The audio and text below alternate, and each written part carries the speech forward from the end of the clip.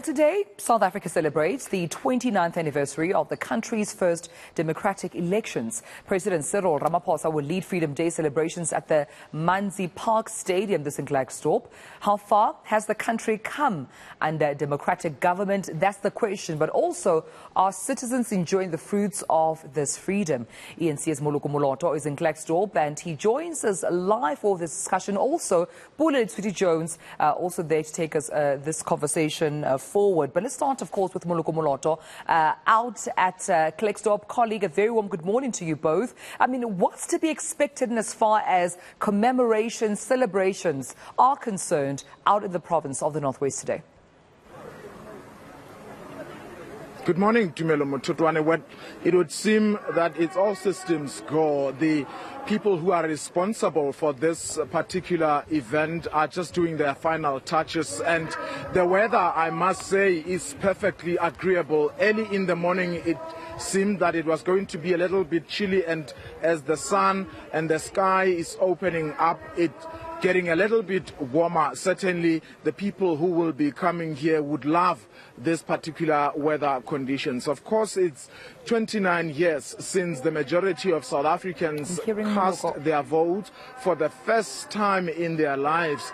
And that obviously brought with it a whole lot of human rights, which for decades they were denied. And we obviously continue to see the new government. I'm not too sure if it's still new. The African National Congress, it's been governing since 1994 to date. Today, of course, the President of the Republic will be leading this National Freedom Day celebrations in the small mining town of Klerksdorp in the province of Bokonebophirima, the Northwest Province. Let's speak to the number one citizen of this province, Premier Bushimape. Thank you so much for your time, sir. My colleague, Pule Letshiwiti-Jones, is on the other side here in Klerksdorp. He's been speaking to the residents here who are saying, we don't see the need to join this national celebrations because we don't have things such as housing. They are just unhappy with a whole lot of things, roads, for instance. How would you respond to people who are not happy with the services that your government is supposed to provide? Good morning, sir. Good morning to your viewers. We are the first to acknowledge that we have done certain things and certain things we have not yet done. But as you know, government from time to time will assess its performance and identify those things that must still be done. You know, as you go out of this area here, you'll find that there's a project there, RDP housing project. The government, just across the road, government is busy providing people with housing. You know that in this area, I was here last year, and we're busy fixing paving in the streets. You know, we started this program last year here in Matlosane. It may be not going at the speed that people would like to see, but these things are happening. So I would respond by saying, yes, it is true. Certain things people are enjoying, but certain things must still be done, and government must give attention to those. Premier, you spoke about this multi-billion rand project just outside here. Yesterday, we actually spoke to the main contractor, Mr. Thabo Mofokeng, who told us that it has stalled because he has not been paid since December. I think he's owed about 50 million rand. And when we spoke to the executive mayor of Matlosana municipality, he pointed the finger of blame at you as the provincial government, as well as the national government department, to say they don't have that money. It must come from you. Why are you not paying, especially because the project has now stalled? I'm happy you are raising this matter. The MEC for Local Government and Housing, MEC Nono Maloyi, gave attention to this project.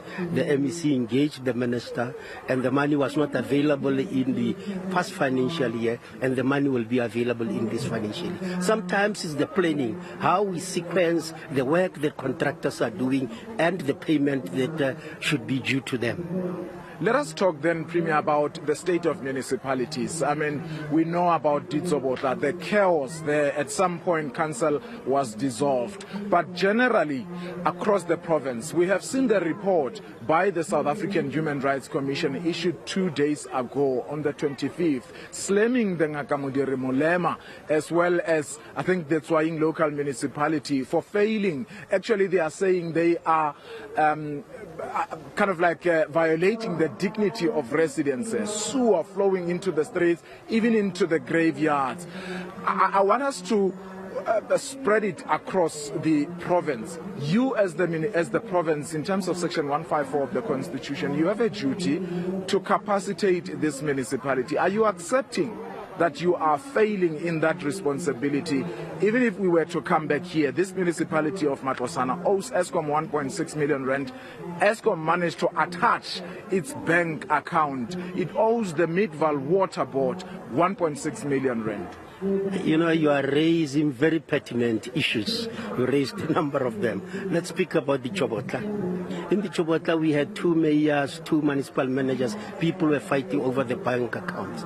We managed to stabilize that municipality. We have 1 mayor, 1 MM, and they are trying to really get stability in that municipality. Let's talk about the Kagisano Moloko. Similar problems. Today we can't talk about this. We have managed through our intervention, 1391C, 1391B. We are not saying everything is honky-dory, but we have made a beginning.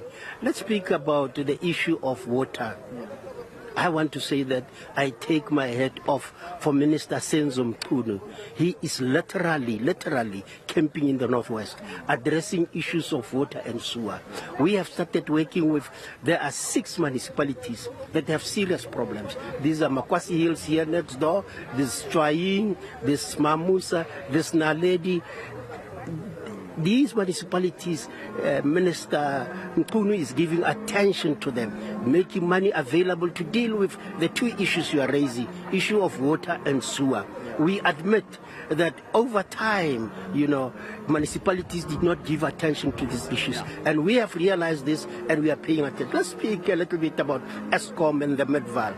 Again here, MEC Nono Malloy had a meeting with Eskom, had a meeting with the boards to try and structure a repayment approach. We agreed this is how we are going to do it. And even next week, we'll be having another engagement with Eskom to see how we deal with this problem. Our main focus is that these debts should not really impede service delivery to the people. Talking of service delivery, and this is my final question, Premier. For the past financial year, my understanding is that you have failed as the province to spend money amounting to 1 billion rand in terms of the conditional grants. How much of that money are you forfeiting to the national treasury? This is a hyperbole to speak about 1 billion. It's a form of exaggeration. But you know what we have done? We have managed to secure rollover for these funds. And we have decided as the provincial government that every department, even before the commencement of the financial year, should have a procurement plan. A plan that will indicate how they are going to utilize the funds. We are happy that no money will be going back. We will be rolling over the money. The money is committed. So you are saying you are not forfeiting any money. The democratic, yes. Some municipalities have forfeited money to treasury. Even here, we are engaging treasury to see how we can deal with the capacity. How much are you losing back to the treasury? Well, it's different amounts. I can't. 460 million rand from the municipalities, yes, something like that. But we are speaking to treasury to see how we can prevent the return of the money, because services must be provided by utilizing these funds. But these are lessons that we've learned and we are dealing with the situation. Lessons that the Premier says they have learned and they are attending to the situation. Of course, as of now, we understand that the program is officially starting at 11 o'clock. Not too sure what time the President will be arriving, but obviously at this point in time, there are no people, Tumelo, inside this marquee. And for as long as there are no people seated here, the President will surely not show face here. And as we have heard from Pule Letshiwiti-Jones as he was speaking to some of the people from the nearby area, they don't seem to have interest in coming. Not too sure if perhaps they will be busing some of the people to come and attend this particular event here, but we are told it must commence at 11 o'clock. Absolutely. That's the starting time, Moloko, that we understand for the official program, but also many other issues within the province of the Northwest and parts of Klerksdorp where residents are reeling for lack of service delivery, this pinning it to the current government. Let's move to Letshiwiti-Jones. Pule Letshiwiti-Jones, our colleague, who is standing amongst some of those disgruntled residents. Pule, good morning to you once again, colleague. What are residents saying to you in terms of their grievances? What are they seeing in the communities with which makes them unhappy in as far as lack of service delivery is concerned? Yeah, definitely. Residents are still quite unhappy here. In fact, I was listening to what the Premier, Bushi Mape, was saying, naming some of the several municipalities which have been quite a headache to the provincial government. One of them also Mamusa. You'd remember just about a year ago, we covered a story there where there were allegations of serious corruption, where about 20 million was just spent within a few weeks without there being any accountability. But also, we now know of one of the municipalities which have been notoriously known for not delivering services as well, which is the Chobota municipality, which has been under the spotlight for quite some time, placed under administration several times, and of course people living in the neighboring areas there, such as Bladeville, who have been complaining about the serious issues there. We're here today in the city of Matlosana local municipality, where residents just want access to basic service delivery. Let's chat to them right now and hear their views. Papa, thank you very much for talking to us this morning. What is the problem in this area here? Earlier on, with some other community members, but the housing project was stalled. There's issues of electricity. But I can see here, maybe just step out of shot so I can show the viewers. I can see here that you're lining up to collect water every day. Some residents, Barre, they've been here since about 4 a.m. to get water. How serious is this? Thank you very much for this opportunity to address this kind of issues. Ya ka ba gaetsi wa bona maAfrika rona a bona gore go diragalang fale re na le bothata bo botletseng ba gore masepala wa rona ha re tsele tlhogong nkare masepala ha re tsele tlhogong ka gore yana we have nna ka tlogela masepala we have our own councillor mo Ward 15 Ward 15 ya rona e ya raniwa ke mo councillor ha e rani ke masepala e raniwa ke mo councillor then mo councillor ha go no tlisa di services khotsa ha di tlise at all because of masepala ha mo fe that opportunity. Our councillor doesn't come to our community and talk to our communities and ask communities for what kind of issues do we have so that we can address them, so they don't consider those things. So we are the black community. We are not going to, this is not a Freedom Day, it's a sad day for us. We are not going to say we celebrate this day. We can't celebrate this day because our government is serving partially. We have the black communities, because communities are first priorities in this government, because this government it doesn't consider that thing, because our old man, he said, if they don't deliver, go back to those streets and do whatever they did before, so that they gain that freedom to gain the freedom from the previous government. So today we are here, as we see Kasiaruna Matlosana itletse metlholotlholo e mengata. So mo Jacaranda we have serious issues, we have serious problems. So masepala wa rona mokhansela wa rona o tlisetswa maka ke meyara wa rona. Meyara wa rona o tlisa maka mo this community go tshepisa baagi ba rona gore ba tla kry di services, ba tla kry o tlisa ya di dustbin mo machochombeng mo go ntseng so o tlisa ya ra tshala ka matlakala ha o tlisa di dustbin. How do you feel or president ha fitla mo Wheeler State go straight go Manzil Park Stadium? O tlisa botlhoko. O tsayang event e le bagane di black seawisa ko ma India. It doesn't make any sense. To me, doesn't make any sense. You take the event of the blacks to the Indians. The Indians were not there when we fight for this freedom. They were not there. So we are the ones who voted ANC. We are the ones who voted for any political party that is representing the blacks. I have to say, Papa, maybe just out race, I know that there were partially some Indian leaders were waiting for this new dawn of democracy as well, rightfully so. But the question then would be, are you happy that the president did not come here to see the living conditions you're subjected to here every day? I'm not going to be happy. The first person who failed this place is the premier himself. So the president, how will come here? What the first person here in our province, he failed to come. The simple person, the premier himself, he failed. Now the president, how is going to come here? Already now, if anybody or Bamutlise mo, nkabe ba mo fitisa mo gare ga yone jacaranda e a bona gore go iragala mona maphelo a batho ba bone a ntse yang. Thank you very much for joining us. Obviously, Freedom Day today. Le fila bya mama, le fila bya nkana bua Setswana batla gutla le fila bya today mama.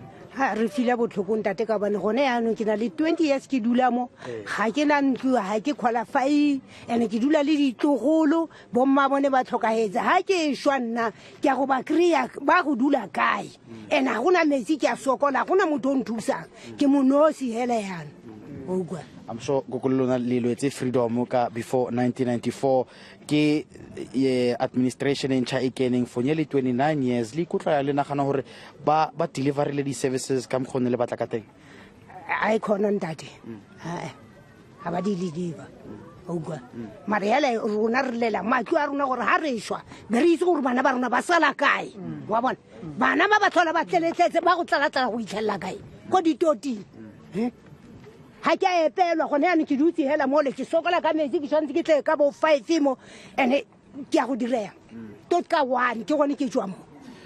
Atiam, Freedom Day today, how do you feel? Obviously many saying not much has been done. 29 years later, the president is here at the Manzil Park Stadium, did not come to see how are the living conditions here in Jacaranda and of course other areas. We could have and that I go to center. La di presidente di ta changiwa. Yeah. Kan ya gona Jacaranda ana tsa me resolve you. Problem ya gona mo Jacaranda mo president ka bana se a tsene mo tsene ya casino ile. A ta feta mo meni road ya gona a ya go Manzil Park. So go bontsha gore president ya gona o fitile maka ke me ya le premier ya gona Bushima. Thank you very much. That's the sentiments from the residents. Just in a nutshell, saying that they're quite disappointed that they can't celebrate Freedom Day today because it's a day which brings total sadness. They believe that not much has been done to deliver services in this area. They say the government has let them down and they really want more to be done. But also there's an issue around how they're questioning why the president could not come to the areas such as here in Jacaranda, but went straight to the Manzil Park Stadium without engaging or talking to some of the residents. On your screen, you can see these are some of the conditions that residents here are faced with, having to come here with containers and trying to collect water. We understand some residents have been queuing here from since about 4 a.m. to 5 a.m. just trying to fill up their containers and take the water back to their households. This is the only tap, by the way, that's currently working within this area. So you can imagine if this tap were to stop working, what kind of disaster it will cause in this community where residents wouldn't have access to basic, simple, clean running water. And Pule, I suppose the images showing us, contradiction of what's happening out in Manzil Park. You see, tones of, commemorations. Bushima is the premier talking about how today needs to be celebrated 29 years on, rather, into democracy. But on the other hand, definitely those images of struggle, of poverty, lack of service delivery, begging the question, is there much to commemorate and celebrate? What are the strides with which the governing party or even the government of today has done to ensure that those residents do receive those services? That's our focus for today. We'll be looking at all those issues, and thanks to both my colleagues Pule, Letshiwiti-Jones and Moloko, Moloto for coming to us from, of course, the Northwest Province. We'll be sure to update back with you again, colleagues, as soon as there are other developments within the area.